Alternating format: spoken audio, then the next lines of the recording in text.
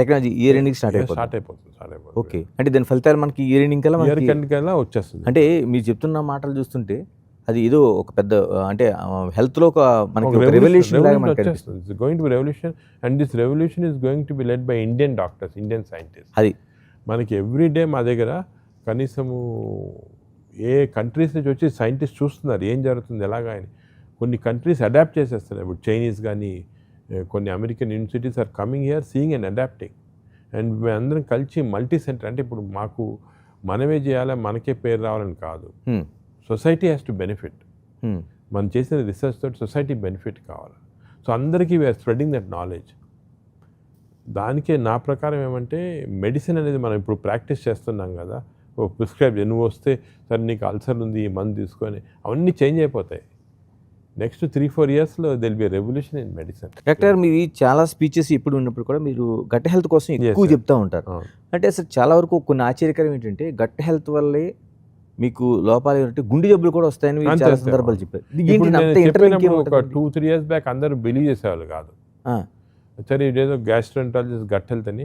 ఇప్పుడు మీరు you go to any international magazine, international workshops, లేకపోతే ఇంటర్నేషనల్ సైంటిస్ట్ అందరు ఇప్పుడు now they are saying gut health microbiome. అందరు ఆ స్టేజ్కి వచ్చేసారు. ఎందుకంటే ఇప్పుడు మన బాడీలో మీరు ఆలోచించండి, వై షుడ్ నేచర్ అంటే మనం అందరూ ఎవల్యూషన్లో వచ్చాం కదా, నేచర్ మన బాడీలో 1000 స్పీసీస్ ఆఫ్ బ్యాక్టీరియా ఎందుకు పెట్టాలా? మనకున్న బాడీ సెల్స్ కన్నా బ్యాక్టీరియా సెల్స్ ఎందుకు ఎక్కువ ఉండాలా? నేను పర్పస్ ఉంటే తెస్తుంది. నేచర్ మామూలుగా చేయదాన్ని, సమ్ పర్పస్ ఇస్ దేర్. ఇన్ని రోజులు మనం ఎందుకు కనుక్కోలేదంటే మన దగ్గర టెక్నాలజీ లేదు.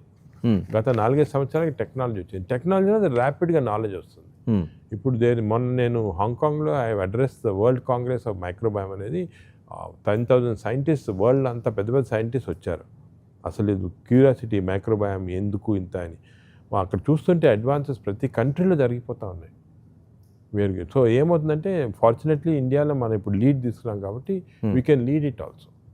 చేసి క్యాన్సర్ ట్రీట్మెంట్, క్యాన్సర్ రాకుండా ప్రివెన్షన్, అవన్నీ కూడా అంత మైక్రోబయామ్ వల్లే చేస్తాం. ఎలా ఉందండి మైక్రోబయామ్ లాంటి మీరు చెప్తున్నప్పుడు గవర్నమెంట్ సపోర్ట్ కానీ లేకపోతే మిగతా కానీ ఎలా ఉన్నాయండి అసలు ఏమైనా? అంటే ఇప్పుడు అన్ఫార్చునేట్లీ సపోర్ట్ అయితే ఉంది. గవర్నమెంట్ కూడా పాపం వాళ్ళకి వేరే ప్రయారిటీస్ ఉంటాయి. గవర్నమెంట్ ప్రయారిటీస్ అంటే సేఫ్ వాటర్ ఇవ్వటము, సేఫ్ డ్రింకింగ్, ఇది ఫుడ్ పెట్టడం అని వేరే ప్రయారిటీస్ ఉన్నాయి, వాళ్ళు చేస్తున్నారు. హై అండ్ మైక్రోబయామ్లో వాళ్ళు ఇన్వెస్ట్ చేయాలంటే అంత మనీ లేదు గవర్నమెంట్ దగ్గర. సో మేము దానికి అది రియలైజ్ చేసాం, గవర్నమెంట్ ఫండింగ్ తీసుకోకూడదు, కానీ ప్రైవేట్ డోనర్స్ దగ్గర అంతా తీస్తాం. లేకపోతే మన హాస్పిటల్లో వచ్చే ప్రాఫిట్స్ అంతా దాంట్లో పెట్టి వీఆర్ డెవలపింగ్ అనమాట. ఓకే. ఈ మైక్రోబయామ్ రీసెర్చ్ అనేది అల్టిమేట్లీ గవర్నమెంట్ వచ్చి, ఎందుకంటే ఇప్పుడు మనం తిన్న ఆహారము, తాగే వాటర్లో మనకి మైక్రోబయామ్ వస్తూ ఉంది. ఇప్పుడు ఈ అల్ట్రా ఫాస్ట్ ఫుడ్స్ ఇవన్నీ ఉన్నాయి చూడండి, అంటే ప్యాకేజ్డ్ ఫుడ్స్, దాంట్లో they are putting some artificial sweeteners. ఈరోజు కూడా మీకు చాలా పెద్ద ఆర్టికల్ ఒకటి వచ్చింది paper, colouring agents. Even tandoori chicken అనుకోండి, కబాబ్స్, అన్ని కలరింగ్ ఏజెంట్స్ యూజ్ చేస్తాం. ఇవన్నీ కూడా they are harming the microbiome. అంటే మనం ఏమనుకున్నా అంటే ఫుడ్, బ్యాడ్ ఫుడ్ వల్ల హామ్ అని, ఈ ఫాస్ట్ ఫుడ్ వల్ల హామ్, కానీ దానివల్ల కాదు. ఈ కలరింగ్, ప్రిజర్వేటింగ్ ఏజెంట్స్, దీనివల్ల హామ్. మన చిల్డ్రన్ నుంచి హామ్ స్టార్ట్ అవుతా ఉంది, వచ్చి మైక్రోబయామ్ చేంజ్ అయిపోయి ప్రాబ్లమ్స్ వస్తున్నాయి. సో ఇప్పుడు ultimately government has to take action at that level. వాళ్ళు రీసెర్చ్లో మనీ పెట్టకపోయినా కమ్యూనిటీకి ఒక healthy food, healthy water, plastics ఉండకూడదు, ఇవన్నీ కూడా గవర్నమెంట్ లెవెల్ యాక్షన్. అది మనం ఏం చేయలేము, గవర్నమెంట్ లెవెల్లో యాక్షన్ తీసుకోవాలి. Ultimately government will not. నాకేమనిపిస్తుంది అంటే ఈ రీసెర్చ్ అంతా ఇప్పుడే బయట వస్తూ ఉంది, పేపర్స్ పబ్లిష్ అవుతున్నాయి. ఒక 2-3 years తర్వాత గవర్నమెంట్ విల్ గెట్ ఇన్వాల్వ్, కంపల్సరీగా అవుతారు. లేక అంటే ఇప్పుడు వెస్టర్న్ కంట్రీస్లో ఆల్రెడీ స్టార్ట్ అయింది, మన ఇండియాలో వస్తుంది. ఈ మైక్రోబయామ్ అనేది ఒక మినిస్ట్రీ కింద రావాలి. ఇప్పుడు టెక్నాలజీ మినిస్టర్ ఉన్నాను అనుకోండి, he should be given this assignment అనమాట. You are also minister of technology, minister of microbiome. మనం ఇప్పుడు గ్రంథాల్లోన సంజీవిని అనుకుంటాం, మీరు చెప్తున్న దాని ప్రకారం మైక్రోబయామ్ అనేది ఒక సంజీవిని, దానికి ఒక సెపరేట్ మినిస్ట్రీ పెట్టుకొని ఇప్పుడు ఆల్రెడీ కొన్ని ముందు చూపు ఉన్న countries, United Arab country, Hong Kong, ఇవన్నీ స్టార్ట్ చేశారు already. They have started this ministry which comes under the ministry of. ఇప్పుడు ఆర్టిఫిషియల్ ఇంటెలిజెన్స్ ఉందనుకోండి, దానికి ఎంత ఎంఫసైజ్ చేస్తున్నాం కదా. గవర్నమెంట్ మొన్నే 10,000 crores రిలీజ్ చేసింది ఆర్టిఫిషియల్. ఈ ఆర్టిఫిషియల్ ఇంటెలిజెన్స్ లాగా మైక్రోబయామ్ కూడా సెపరేట్గా వచ్చేసి, మైక్రోబయామ్, ఆర్టిఫిషియల్ ఇంటెలిజెన్స్ కూడా ఇంటరాక్షన్స్ ఉన్నాయి. ఇప్పుడు మేము అసలు నేను in fact I gave a keynote lecture on artificial intelligence and microbiome world కాంగ్రెస్లో మొన్న హాంకాంగ్లో, how they can interact. So ఇవన్నీ కూడా ఒక ఇంటరాక్షన్ లాగా వచ్చి technology ministry will be in charge of that. ఎందుకంటే మన ట్రెడిషనల్గా కనుక్కునే జబ్బులు, ట్రీట్మెంట్, దానికి అవన్నీ కూడా చేంజ్ అయిపోతాయి. ఇప్పుడు రివర్స్ చూస్తున్నాం. ఈ మనకి గత 50 సంవత్సరాల క్రితంకి ఇప్పుడు చూసుకుంటే మన హెల్త్ యాక్చువల్లీ ఇంప్రూవ్ అయ్యేది తగ్గిపోతూ ఉంది. ఎందుకు అంటే ఈ ఫాస్ట్ ఫుడ్స్ ఇవన్నీ రావటం, కలరింగ్ ఏజెంట్స్, కానీ ప్లాస్టిక్స్, ఇప్పుడు మైక్రో ప్లాస్టిక్స్, మైక్రోబయామ్ అన్నీ ఇంటరాక్ట్ అయ్యి చాలా ప్రాబ్లమ్స్ వస్తున్నాయి. సో ఇవన్నీ కూడా మనకి హెల్త్ చిల్డ్రన్లో ఎస్పెషలీ అప్పుడు చిన్నప్పుడు చిన్న చిల్డ్రన్, ఇప్పుడు చిన్న చిల్డ్రన్ చూసుకుంటే మనకి డిఫరెన్స్ వస్తుంది. ఇవన్నీ చేంజ్ అయిపోతాయి. సో మనము we have to go head, ముందు చూపుతోటి ఇవన్నీ చేసుకోవాలా.